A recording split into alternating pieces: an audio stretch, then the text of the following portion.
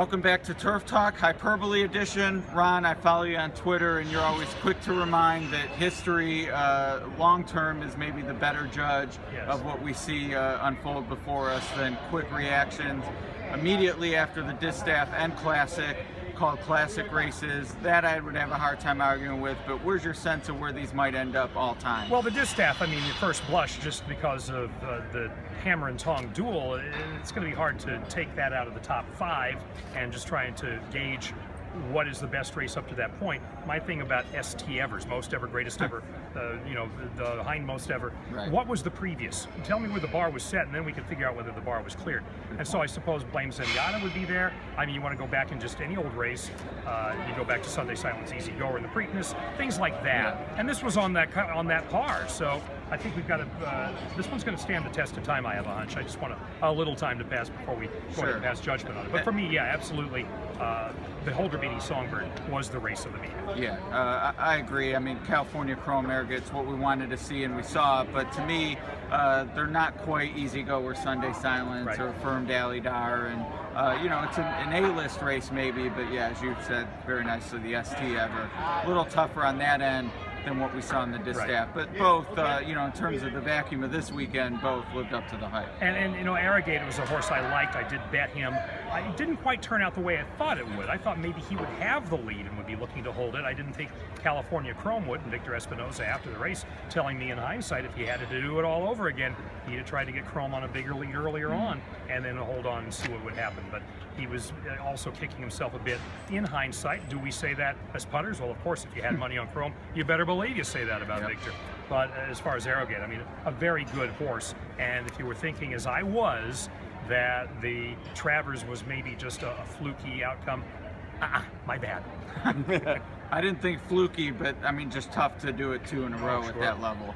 The Euros, a little better performance today, led of course by Highland Reel in the Breeders' Cup Turf, ARC runner-up.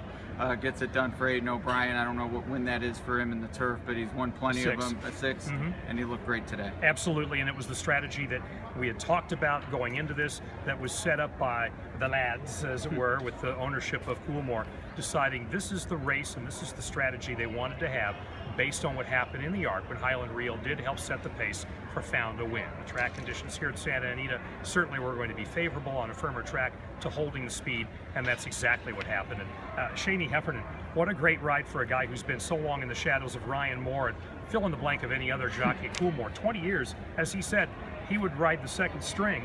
And I asked him, well, did you know you had the first string today? And he says, yeah, when Ryan came up to me before the race and suggested that, well, then he had to start thinking about that throughout the race. Definitely it gives you some confidence when Ryan's giving you pointers, I'm sure.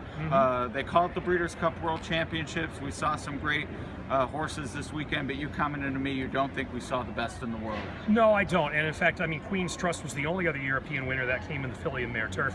And she came in with some bad luck under Frankie Dettori. Actually, not under Frankie Dettori. The good luck was Frankie Dettori rode her for the first time in this race, but previously had had some bad luck during the course of this year with a second place earlier in a Grade 1 race or a Group 1 race overseas.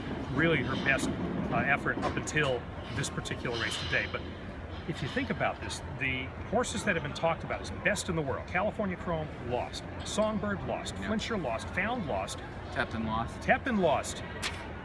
I'll give you the horse, the best horse in the world, the Cox Plate winner in Australia 2 years running, Winks, who beat Highland Reel last year, by the way. So I would suggest Winks, still undefeated, hasn't used the passport yet, probably ought to, but they're saying she is.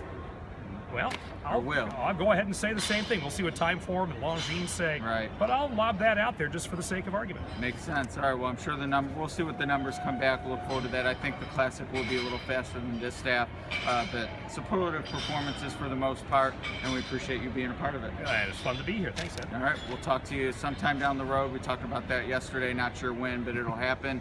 Certainly looking forward to the Triple Crown next year already, and we'll be back with Turf Talk in the office next week.